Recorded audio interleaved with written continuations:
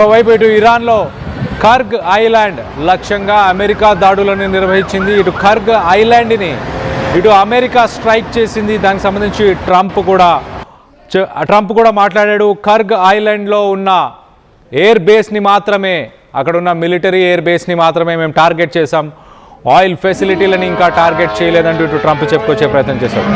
So మొత్తం మీద Iran ఏమంటుంది? ఇరాన్ ప్రస్తుతానికి దుబాయ్ నుంచి ఇటు యునైటెడ్ అరబ్ ఎమిరేట్స్ నుంచే ఆ మిసైల్స్ కర్గ్ ఐలాండ్పై అమెరికా ఏదైతే దాడులు నిర్వహించిందో ఆ దాడులు ఇటు దుబాయ్ అలాగే ఫుజైరా ఈ పరిసర ప్రాంతాల నుంచే ఆ దాడులను నిర్వహించారు అంటూ మొత్తానికైతే ఇప్పుడు దుబాయ్, అబుదాబి అలాగే యునైటెడ్ అరబ్ ఎమిరేట్స్ మొత్తంగా ఈ దేశం పైన ప్రస్తుతానికి ఇటు ఇరాన్ రివెంజ్ తీసుకుంటూ మొత్తం మిసైల్స్, బాలిస్టిక్ మిసైల్స్ అలాగే డ్రోన్స్ని, బాలిస్టిక్ మిసైల్స్తో పాటు డ్రోన్స్ని కూడా వాడినట్టు తెలుస్తుంది. దానికి సంబంధించిన విజువల్స్ని మనం చూస్తున్నాం.